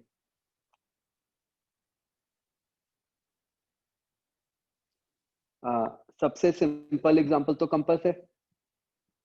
तो बच्चों कंपास भी क्या है actually? Compass is nothing but a very very small bar magnet. ठीक है, तो वो कंपास क्या है? एक बिल्कुल पतला सा छोटा सा बार मैग्नेट है। तो बेसिकली अगर आप क्या करो, अगर आप एक बार मैग्नेट को एक धागे से लटका दो तो वो बार मैग्नेट खुद से घूमता है, राइट? तो बेसिकली क्या हो रहा है कि जो एम वेक्टर है, जो बार मैग्नेट का एम वेक्टर है, वो बी के अलोंग अलाइन कर रहा है। हमें पता है कि एक डायपोल पे एक्सटर्नल फील्ड के कारण टॉर्क लगती है, राइट? तो क्योंकि जब हम एक बार मैग्नेट को थ्रेड से हैंग करते हैं तो हमें ये दिखता है कि वो बार मैग्नेट घूम रहा है, मतलब उस पर टॉर्क लग रही है। ये टॉर्क कहाँ से आ रही है? ये अर्थ की मैग्नेटिक फील्ड के कारण आ रही है टॉर्क। ठीक है, और कोई?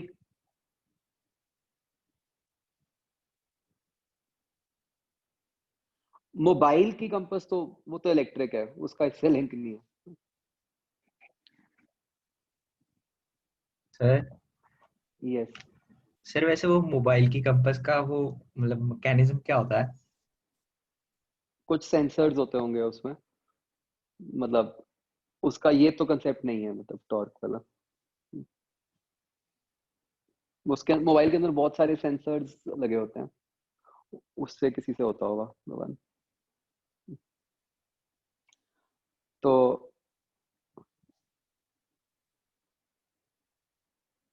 हाँ, एक गायरोस्कोपिक सेंसर होता है उसके अंदर। मुझे ये नहीं पता कि गायरोस्कोपिक से मैग्नेटिक फील्ड का आइडिया लगता है कि नहीं लगता।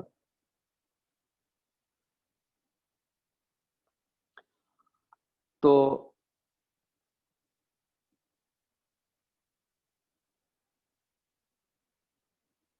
ओके, तो मेरे पास एक क्वेश्चन है कि ऐसा क्यों है कि कुछ पर्टिकुलर मटेरियल्स ही मैग्नेटिक प्रॉपर्टीज शो करते हैं और कुछ नहीं करते। तो वैसे बच्चों वो पार्ट ना कट गया अपने सिलेबस से। इसका लिंक उससे होता है कि उनके अंदर जो इलेक्ट्रॉन्स हैं वो स्पिन कैसे करते हैं। वो आपने केमिस्ट्री में थोड़ा बहुत पढ़ा होगा, वो जो होता है फेरोमैग्नेटिक, पैरामैग्नेटिक एक्सेट्रा। तो अच्छा हुआ वो कट गया सारा, नहीं तो एनीवेज वो बहुत थ्योरेटिकल था। तो यस बच्चों, एक तो ये हो गया। अभी हमने जो बात की कि कंपास नीडल या फिर बार मैग्नेट खुद से रोटेट करती है।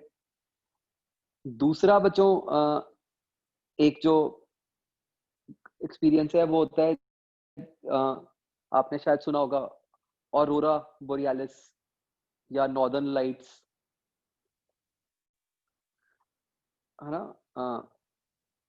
ये बेसिकली कुछ पर्टिकुलर जगहों पे, मतलब जो कि पोल्स के आसपास हैं, नॉर्थ पोल ऑफ अर्थ या साउथ पोल के पास हैं, वहां पे हमें स्काई के अंदर दिखती हैं। मतलब रात के टाइम पे स्काई के अंदर बहुत सारी ग्रीन लाइट्स दिखती हैं। तो उसका लिंक भी ये है कि मतलब सन से बहुत सारे कॉस्मिक पार्टिकल्स अर्थ की मैग्नेटिक फील्ड के कारण पोल्स के अंदर एंटर कर रहे होते हैं। तो वो उस टाइम पे they release these green colours.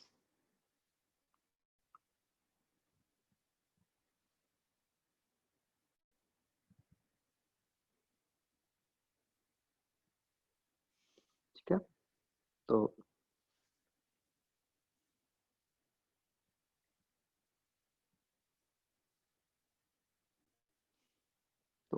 वो आप देख भी सकते हो। तो बेसिकली अर्थ की भी मैग्नेटिक फील्ड लाइंस होती हैं, मतलब अर्थ की भी आसपास उसकी एक मैग्नेटिक फील्ड है। ठीक है, it is very weak field. तो बच्चों ये देखा गया with various experiments and observations कि जो अर्थ की मैग्नेटिक फील्ड है वो इस तरीके की है, कुछ like this.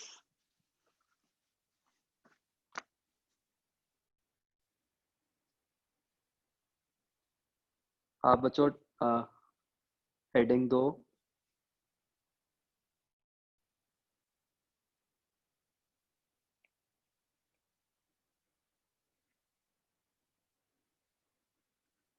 Earth magnetism.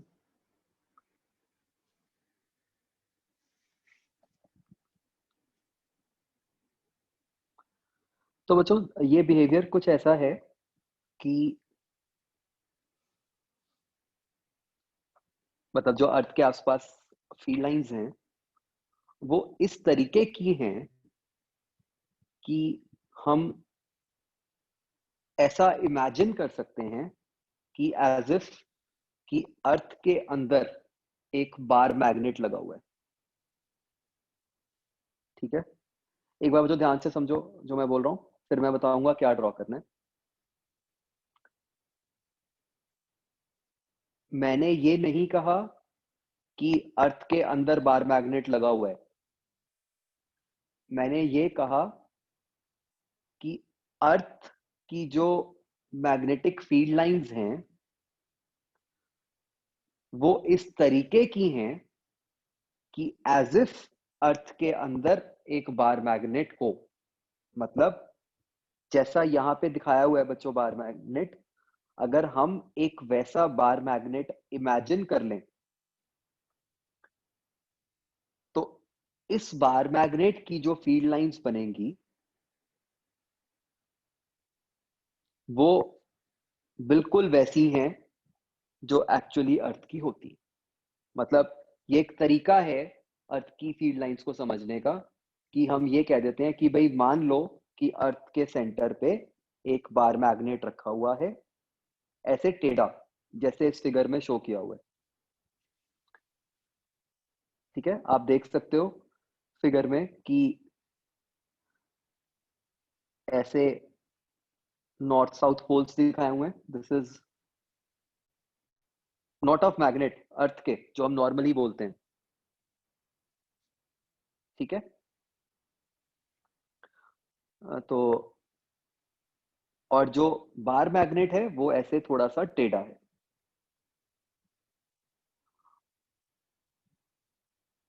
Yes, ये कुछ पर्टिकुलर एंगल होता है जो कि हमें नहीं पता होना चाहिए। जो बच्चों सबसे इंपॉर्टेंट बात है वो समझने वाली ये है कि जो बार मैग्नेट है उसके जो पोल्स हैं वो अर्थ की पोल्स के ऑपोजिट हैं। ठीक है, तो इसलिए हम दो टर्म्स यूज करते हैं ताकि कोई कंफ्यूजन ना हो। एक है जियोग्राफिक नॉर्थ पोल या जियोग्राफिक साउथ पोल। ये हैं वो वाले पोल्स जो कि हम नॉर्मली अभी तक पढ़ते आए हैं ज्योग्राफी के अंदर। ठीक है, और एक है जो अर्थ का मैग्नेट है उसके पोल्स। ठीक है, तो उसको हम बोल रहे हैं एज मैग्नेटिक पोल्स। तो प्लीज उसको आप कंफ्यूज मत करना, है ना। एक है ज्योग्राफी के हिसाब से पोल्स और एक है मैग्नेट के पोल्स। ठीक है, तो अर्थ का जो बार मैग्नेट है उसके जो पोल्स हैं they are opposite to the geographic poles of अर्थ।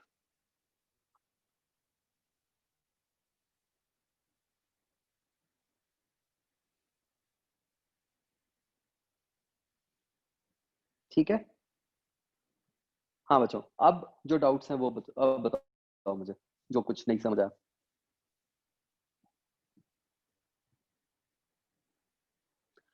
तो सर ये फिगर में गलत मेंशन नहीं है? क्या?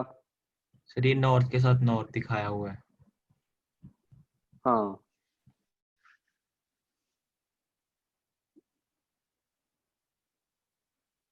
एक्चुअली फिगर में गलत नहीं है, ये कई जगह कन्वेंशन उल्टी चलती है, बट हम ऐसे नहीं लिखेंगे। आप इसको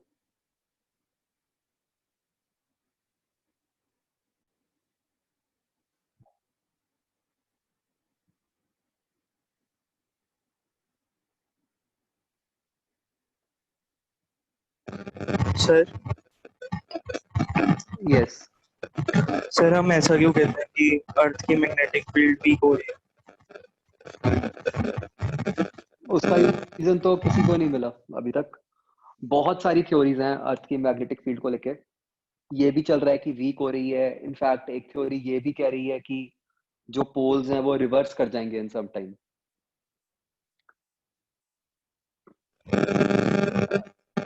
ओके सर। एक थ्योरी ये कह रही है कि अलग अलग जगह पे ऑल ऑफ अ सडन जो अर्थ की मैग्नेटिक फील्ड है वो वीक हो गई, पता नहीं कैसे। तो बहुत सारी थ्योरीज हैं, उसको अभी हम कुछ नहीं कह सकते।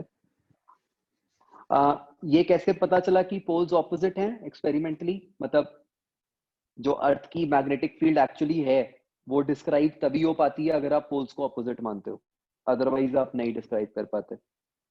मतलब जैसे फिगर में दिखाया भी हुआ है कि जैसे हम इसको देखो बच्चों, जैसे हम अर्थ के आसपास अगर कहीं कंपास रखते हैं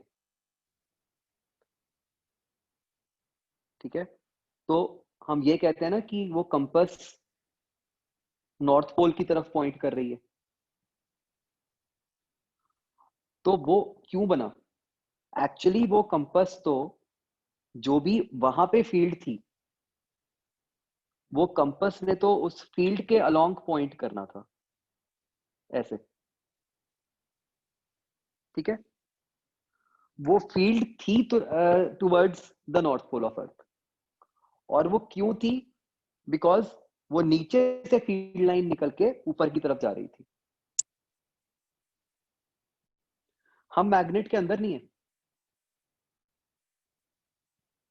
बाहर मैग्नेट तो अर्थ के सेंटर पे दिखाया ना हमने, तो हम तो उसके बाहर हुए, हम तो अर्थ की सरफेस पे हैं। ये फिगर बच्चों अभी मत बनाओ, अगली क्लास में ही बना लेंगे हम। ठीक है,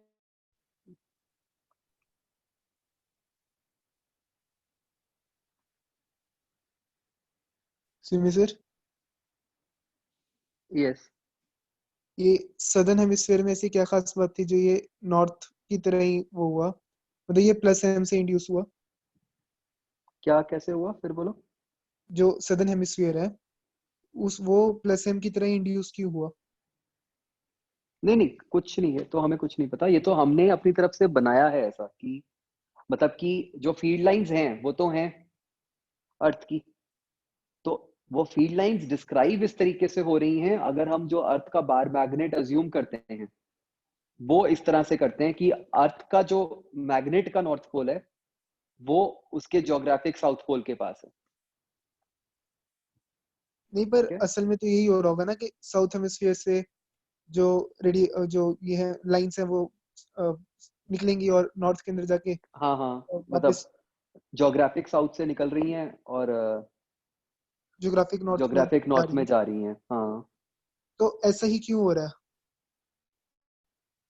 वो नहीं हम बता सकते। मतलब आप शायद ये पूछना चाह रहे हो कि अर्थ की मैग्नेटिक फील्ड का कॉज क्या है। मतलब फील्ड अगर का ऐसा कॉज ही पता होने का होगा, कॉज क्या है? अगर कॉज होगा तभी हम ये बता पाएंगे कि उसकी डायरेक्शन क्या बन रही है। नहीं, कॉज तो वही है ना कि जो मतलब अंदर मोल्टन मेटल्स वगैरह है उनकी मोशन, बट उनकी मोशन की वजह हाँ से अगर ऐसा फील्ड बन रहा है तो वो क्यों बन रहा है? मतलब उनका मोशन कैसा हो रहा होगा जो ये ऐसी फील्ड बन रही है? हाँ, वही मतलब वो कुछ प्रोबेबली कुछ उनकी कुछ ओरिएंटेशन होगी या कुछ होगा जिस कारण से ऐसी फील्ड लाइंस आ रही हैं। तो सिर्फ सिंपल उतना नहीं कह के भी मतलब काम नहीं चलता अपना कि मेटल्स की मोशन है। कुछ और कॉम्प्लेक्स है काम, मतलब जिसको सीधा नहीं डिस्क्राइब कर सकते। इतना क्लियर नहीं है कि क्या रीजन है अर्थ की मैग्नेटिक फील्ड का। Okay sir. हम्म।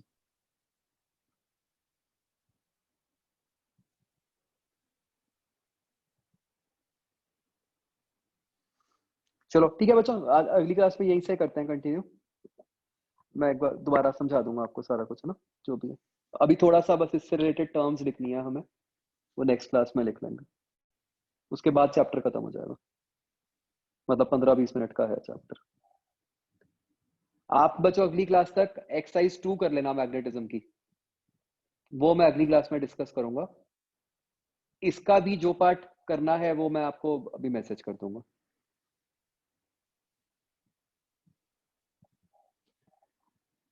सैटरडे को मैं इसकी एक्सरसाइज 3A डिस्कस करूंगा, तो वो कर लेना तब तक। इस ठीक है, सैटरडे छुट्टी नहीं है? ऐसे तो रोज ही छुट्टी है। वैसे वो भी है ना, संडे को एडवांस टेस्ट भी है। अच्छा, थोड़ा आगे कर दो उसको, थ्री थ्री एक्सरसाइज को। चलो वो फिर मंडे या ट्यूसडे को कर लेंगे। Okay sir. सैटरडे छुट्टी मनाओ।